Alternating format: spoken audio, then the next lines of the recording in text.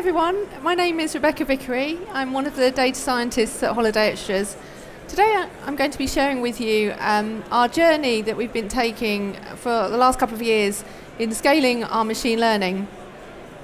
But before I get into that, what I'm going to talk to you about is the why. Why are we scaling machine learning? Why is it important to us? So going on holiday is a really exciting time. It's usually kind of the highlight of people's year, or maybe if they're lucky enough, every few months they get to go on holiday. But it's also a really stressful time, and it can be very time consuming. So particularly when you think about air travel, there's lots of things to be concerned about when you're going away. Things like, will I get to the airport on time? How long will it take? Will there be traffic? Will there be queues at security when I get there? Will my flight be delayed? And then when actually planning the trip, when you think about it, you've got the core part of your holiday, and that's things like your hotel and your flights.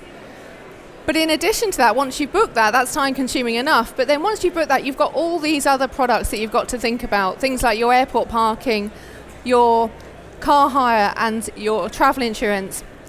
A couple of years ago, Facebook commissioned some research into people's travel planning habits. And what they found was that on average,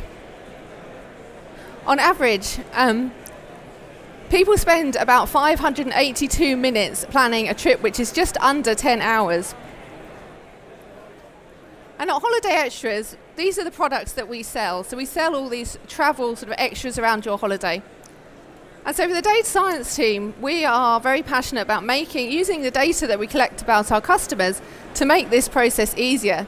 And so to create intelligent recommendations for our customers. And so in essence, we are optimizing consumer decision making. And there are lots of other processes that we can optimize in the business. And this is probably very similar for many other retail businesses. So anywhere from sort of actual optimizing things for the business, like PPC, sort of ad targeting and things like that, and automated bidding, right up to kind of the customer-facing end of the business, like automating the call handling, creating personalized experiences, and getting better at when and how we market to people. So a couple of years ago, we had one or two models that we were building as a data science team. But what we wanted to do is we wanted to scale that so we could have multiple models running. And so we went through this kind of journey to do that, and that's what I'm going to talk to you about today. But within that journey, what we found, though, there were three sort of key areas that we needed to get right in order to scale that. The first thing is around buy-in. So machine learning is often a new concept to people who aren't data people, who aren't already working in that space. And you really need to make machine learning work in your business. You need the buy-in from ideally the top. So you need that buy-in. And you also need really good use cases, and they need to be defined up front. And the other thing is around teams. You need a good data science team. And the data science team needs to be working together. They need to be really aligned in terms of their tools and their processes. And they also need to be good at working with other teams as well. And then lastly, the deployment. So there needs to be a good deployment process for the models. And ideally, that deployment process should be owned by the data scientists. But within our journey, what we found was actually, if we worked on the deployment process, if we got this right and got a good deployment process that was owned by the data scientists, we found the other two areas kind of fell into place for us. So the focus of my talk today is really largely going to be around the deployment. And this is one of my favourite quotes: ideas are worth nothing unless executed. And really, I think the reason why deployment is so key is that it doesn't matter how good your data science team is, how good the models are that they're developing, or how good the use cases are that you're developing those models for. If you can't get them into and connected to some sort of customer-facing system or an operational system, then they really aren't worth anything at all. And so, in the beginning, when we first started trying to put models into production, we found the process to be really difficult and challenging. And quite often, it could take longer to put the models into production than it did to develop them in the first place. So before I move on to our actual solutions that we had for the deployment process, I'm going to go through a few of the challenges and what they were. And I think if anyone in the room has already been involved in deploying machine learning, you'll probably recognize some of these. So the first thing is around tooling. Our data scientists and our software engineers, they work in quite different ways. So on the data science side, we work mainly in Python. We use a lot of open source machine learning libraries. And although we have very good data and machine learning expertise, we don't always have the software engineering expertise that you need to be able to put your own models into production. And then on the software engineering side, they use very different tools, again, mainly working in JavaScript. And although the software engineers have these excellent in-depth software engineering skills that enable them to put models into production, they lack the understanding of the nuances around working with machine learning and data. Things like if you send in a data point that is not what the model is expecting, then that can vastly compromise the performance of that model. And then the other thing we had was we had our data science team, and they weren't working as a centralized team. They were spread across the business. And the data scientists were all working from their own preferred tools and their own preferred processes. There wasn't really any collaboration. We weren't really using version control as a regular thing. And so as a result, it was really hard for us as a data science team to collaborate with each other, to build on each other's work that we were doing, or even to fix issues if, for example, a data scientist was on holiday. And then we also had a small data science team. We've still got a small data science team. We haven't scaled that yet. But it's quite hard to find data scientists, and it's even harder to find data scientists who have those software engineering expertise that you need to put models into production. And so what that led to was we had two types of deployment, neither of which were scalable. The first type was Bespoke Solutions. So this is a good example of our very first recommendation engine that we deployed at Holiday Extras. And this was quite a complex deployment process. It was worked on by a data scientist who worked very closely with some software engineers that needed software engineering time to build it.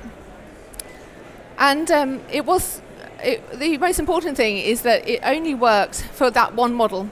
So it took a lot of time to build this, and that was it. It could only work for that one model, and also it needed the software engineering input if we needed to make changes to that process. And on the other side of it, we had our data scientists who didn't necessarily have the software engineering expertise to put their models into production, but they were producing a lot of good, useful models. And they couldn't always get the time from the software engineers because, of course, they have lots of other things they need to be working on. And so many of our models never made it into production at all.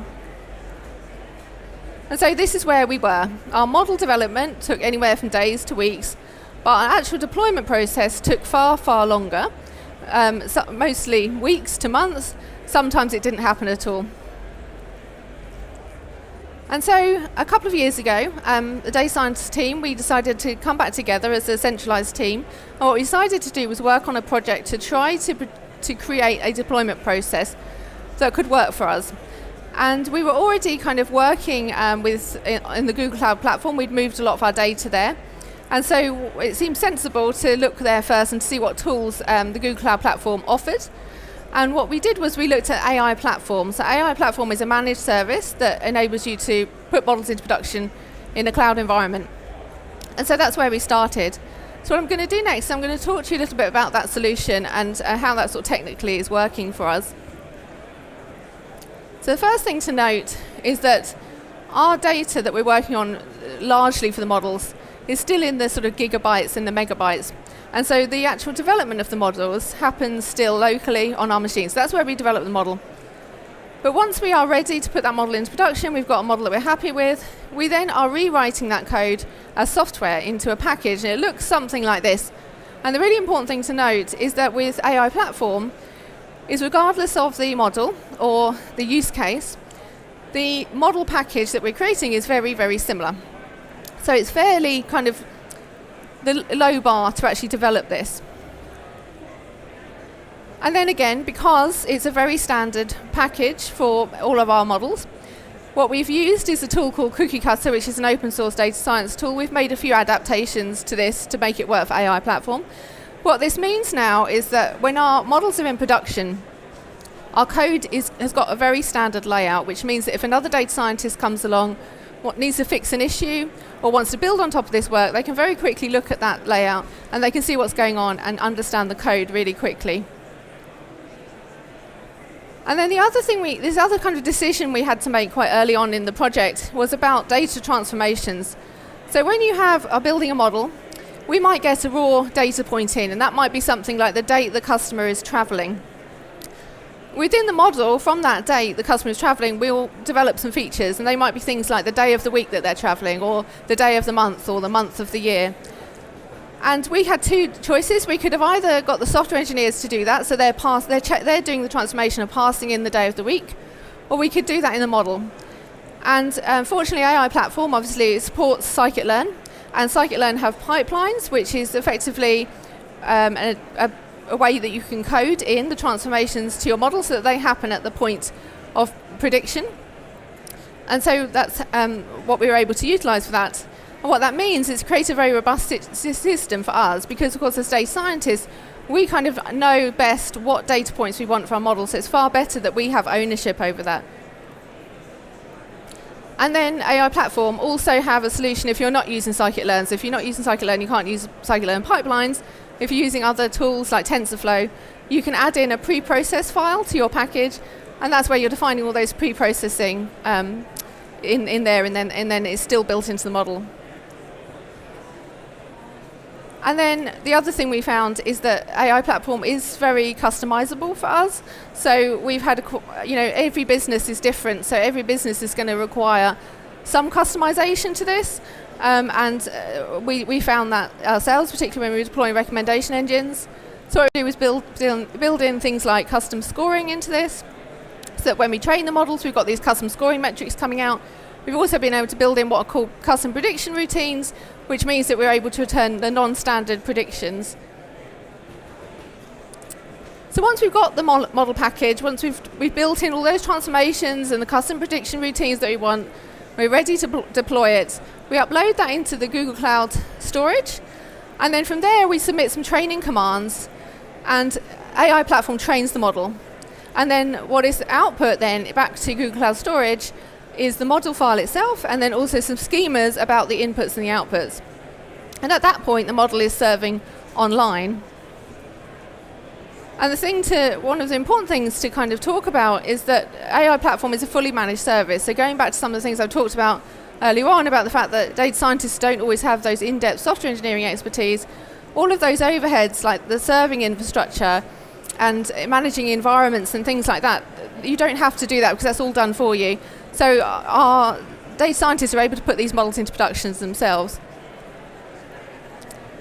So at this point, as I say, the model is serving online. But for us, that wasn't quite it. So again, going back to some of the things I talked about the fact that we wanted to develop a very robust solution for this, and the fact that software engineers don't always understand the nuances around the data that needs to go into machine learning models, and we wanted to ensure that that was, rigorous. AI platform, the inputs and the outputs are, generally speaking, sparse arrays. So there's not a lot of information around that as to what the data is that actually needs to go into the model and what the data is that's going to come out. And so we needed to build a solution for that. Data science is part of a wider data team, and we are organised into 3 teams. We've got data foundations whose job it is to collect and store the data. Data products do the transformation and the cleaning on that data and make it available for the business users.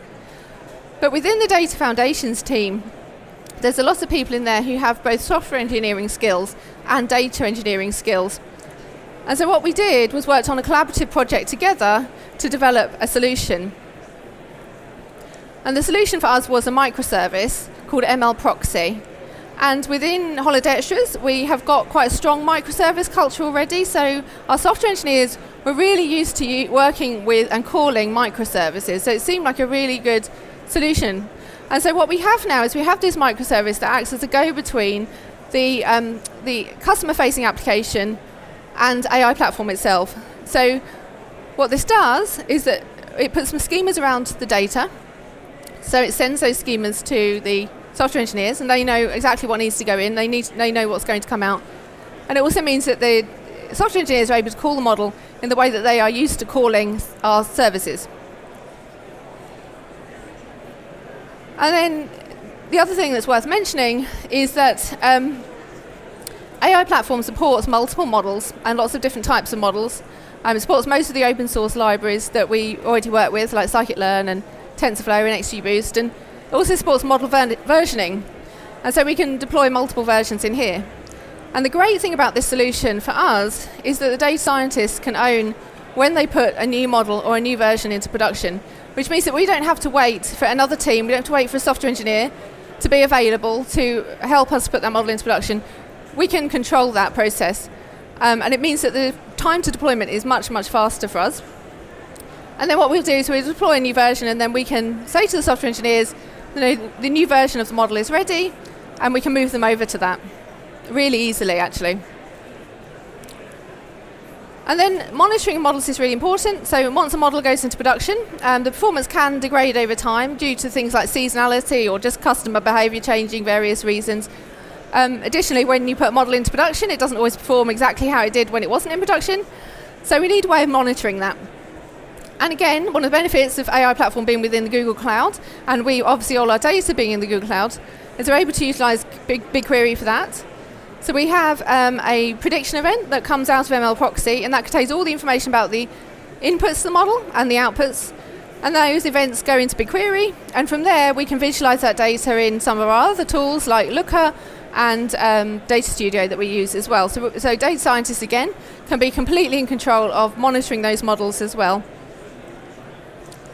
And then, of course, we want to monitor how well AI platform is performing as well. We want to know how quickly is it returning the events and how many errors are there.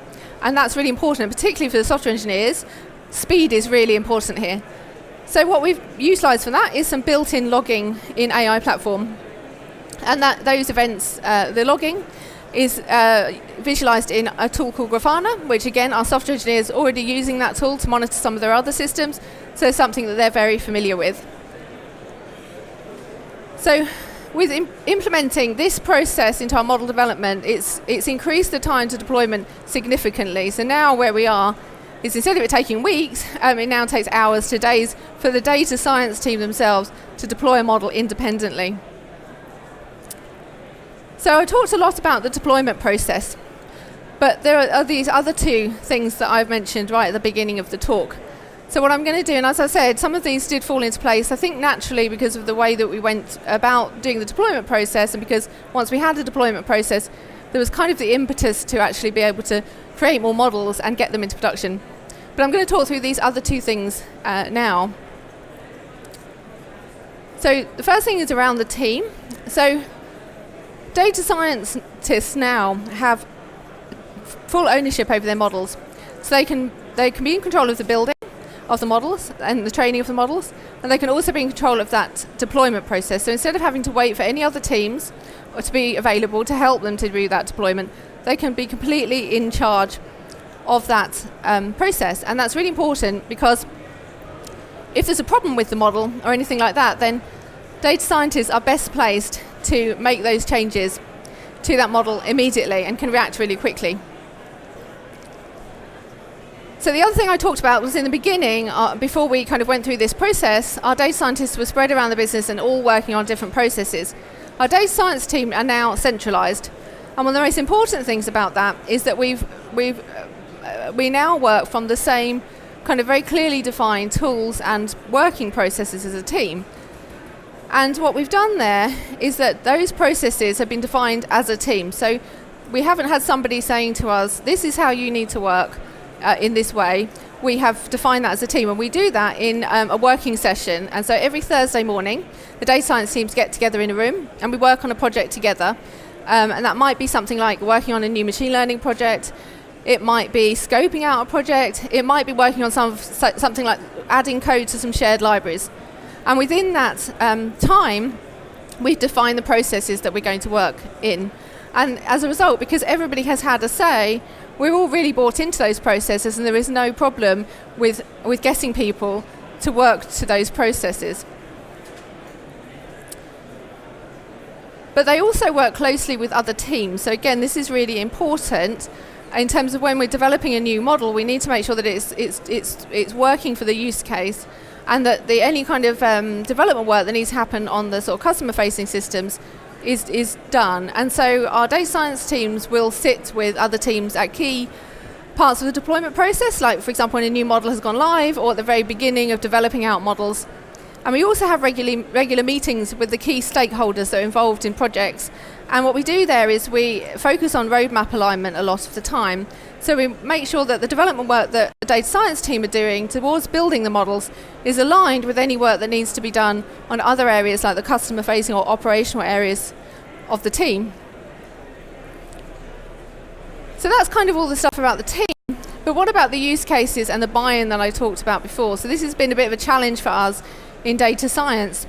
And when first scaling out machine learning, what we realized was all we needed to do was focus on problems to solve, because in the beginning we had a lot of trouble getting our work prioritized. When you first start working with a new area of the business, you will always be asking them to make some changes to their system. So for example, in the example I've talked about today with recommendations, previously the ordering of products was a manual. And so what we're asking the teams to do is now change that process so that it orders the products based on what our model is telling them. And so that requires software engineering. That's the case across the board whenever we start to work with a new team. And it can be quite hard to get the teams to prioritize that software engineering time to solve those challenges. What we found was that if we go out to teams and ask them what are the problems that you have, and then we build models that solve those problems, then they're much more likely to put aside the time to prioritize the development work that needs to be done. And then the other thing, this is another learning that we had for us, when we first started, it's very tempting to go towards the highest value areas of the business because you're trying to get buy-in, and you're particularly trying to get buy-in from leadership. And your thought process is that if I start there, if I build a model that solves a problem for PPC, then it will make a lot of money for the business and it'll be impactful, and then it'll develop the buy-in. But in reality, those high value areas are high risk. And so what we found at the beginning was actually it was really hard to get anything going, any projects going in those areas. So instead, what we found was it's much better to start in a lower value area, much lower risk area of the business. We did that with the project that we're working on right now, which is our new mobile app. It's a very young product. And we've worked there to get the recommendation models live, and that's been a lot easier to do. But once you've got some success stories in the lower value areas, you'll find it much easier to then get into those higher value areas and make a bigger impact on the business. And what I think is really important is about failing fast in data science. So you don't want to spend weeks and weeks and weeks and weeks developing a model that then turns out not to work, or that really there wasn't any value in that model. And so the best thing to do is to develop a first version of that model as fast as you possibly can. It doesn't have to be the best, it shouldn't really be the best in the beginning. Deploy that as soon as you can and get it into test and learn from that. And then if the signs are positive, then you can go back and you can iterate, make a better version of that model, put that into production. If it doesn't work, then you can chalk that up to experience and move on quickly, so you're not wasting time. And also, when you're developing out models, what you're trying to do with machine learning is trying to move a business metric. So you're trying to move something like conversion or revenue or something like that. And you can't know if you're going to move that until you get the model into production and it's working. And you can only measure that through testing. And so we use A/B testing at Holiday Extras with our model. So we'll test first version of a model against whatever the current experience is, and then iterate on that. But yeah, so it's not until you get into the A/B testing that you really will see if that's actually had an impact on the model. And yeah, so that's everything from me. Thanks so much for listening. If you have any questions, we are actually exhibiting on stand 953, so please feel free to come and chat to me afterwards. Thank you.